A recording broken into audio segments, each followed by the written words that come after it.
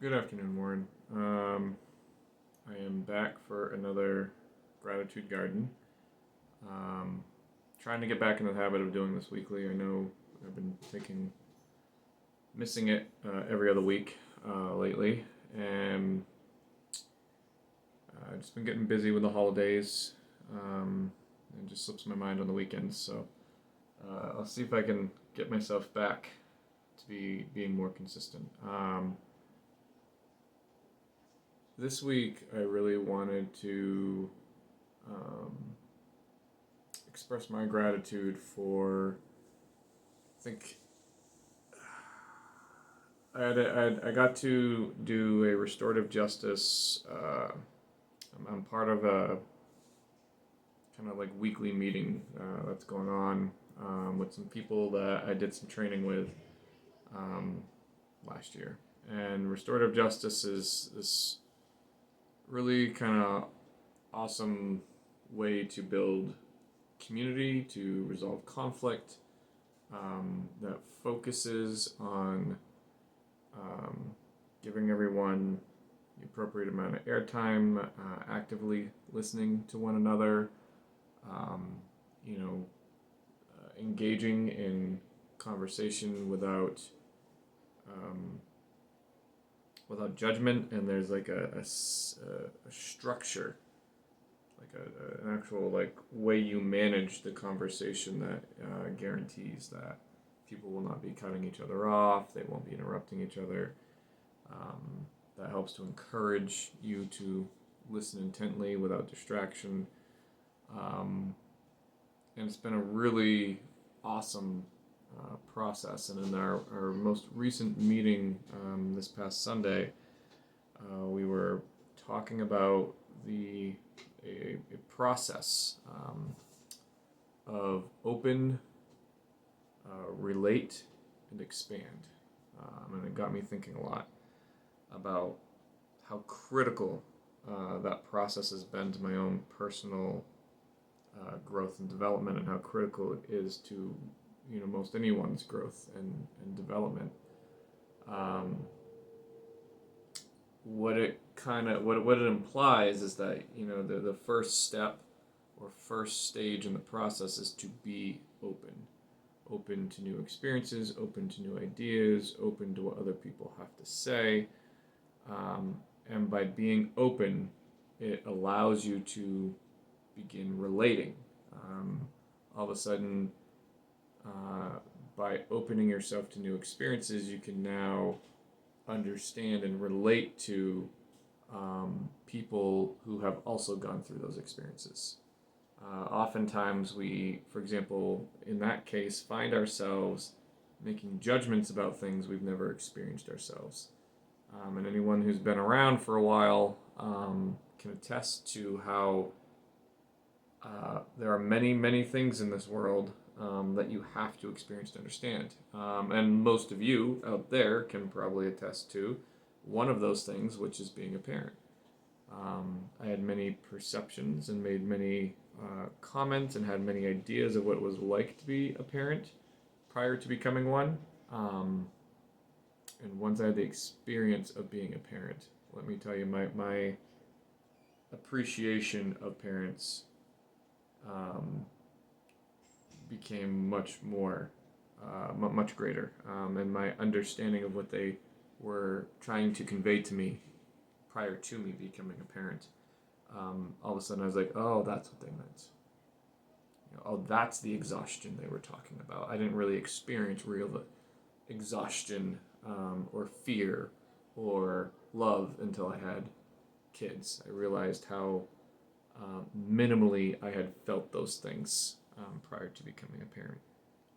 Opening yourselves up to listening to others and hearing their perspective and hearing where they're coming from allows you again to start to relate to them versus going into a conversation or a conflict and just presuming or assuming um, why they did what they did, or even just assuming what they did. We all fall prey to that, where we make assumptions about somebody based on a little bit of information that we've received or a snippet of something we saw.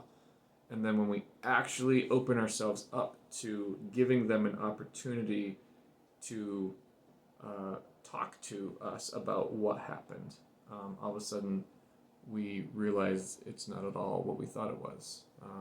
They aren't who we thought they were. So you first open yourself up to experiences, to conversations, to perspectives, and then you are then able to relate to the people around you in a more authentic and meaningful way. And ultimately, that allows you to expand your understanding and appreciation of the world and the people around you. Anyone who has gone through significant growth in their life, anyone who has like specific moments where they say like that was a moment where I really changed as a person, where I really grew as a person, where I evolved, where I took a big step forward. Typically, those moments were precipitated by an adversity that you faced, that you ultimately overcame and worked through. But in order to do so, you had to open yourself up to something ultimately which allowed you to relate. And then the final kind of piece of that puzzle is that it allowed you to expand who you are. How many times I have, or I think we've all had this experience where, we as we're getting older and we start opening ourselves up more to new experiences and to other people, and then all of a sudden we start relating more to our parents, and we start going, oh, that's why my parents used to get so frustrated.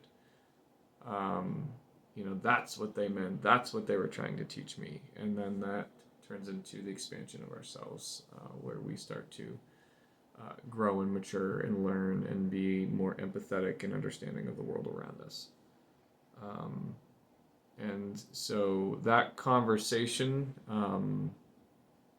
was just one that I always appreciate these conversations that we have at these meetings, because they're always something that you can reflect on. They're always something meaningful.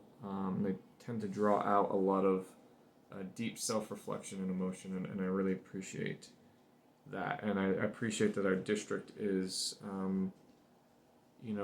really taking social emotional learning, and even now we're starting to dabble in restorative justice, and that is at the forefront of what we do, because I cannot express enough how much I have shifted in my educational approach over the 15 years I've been at this, and I've realized just how important that piece of things is. If we can get our kids to open, relate, and expand, if we can get our kids to have healthy conflict resolution models, have positive senses of themselves, have an appropriate understanding of failure's part in the learning process, and that failure is not something to stigmatize, and if we can encourage kids to be comfortable in their own skin and understand that we're all individuals, that stuff is going to ultimately help their social emotional growth, which is ultimately going to dictate whether or not they grow up to be happy, healthy human beings as they get older. I used to think it was all about math and reading and science, and being the best you can be in those, and getting top scores, and over time and experience, and opening myself up to having my worldview and educational philosophy challenged. I've started to realize and that I was misguided in that. Those things are great, and they're obviously things that we are constantly working to help our kids grow in, but ultimately those things don't accomplish what we what our big goal is for the kids, which is we want them to grow up and assimilate into the world, um, with a positive attitude, with a good work ethic, and with the ability to pursue whatever it is that's going to make them healthy and happy. Um,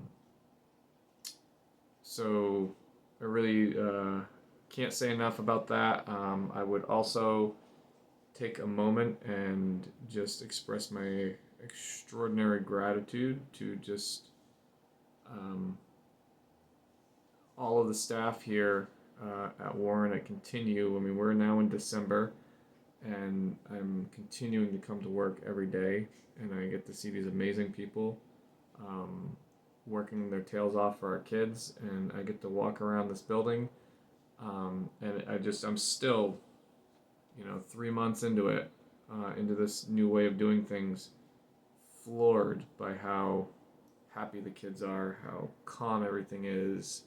Um, when you walk into a classroom or the lunchroom and everything is just chill and calm and quiet and focused, and um, you know, kids are just they've been amazing this year. The staff have been amazing this year. I can't say enough good things about them, and that's from top to bottom. Everyone plays a wildly different role, but like just the mindsets and the creativity that's being put forth is really awesome. I'm seeing a new fire under a lot of people. Like it's like they're remembering why they got into education, and it's like they've been reinvigorated, and it's really cool. And we all need that. When you've been in the same job for a long time, you can get worn down. You can get stuck in a rut. You can get, kind of like used to just doing like the same old, and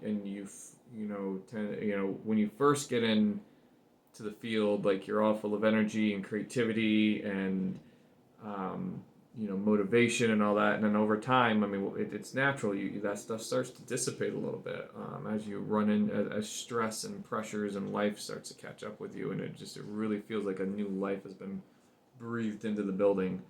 And I love waking up and coming to work every day.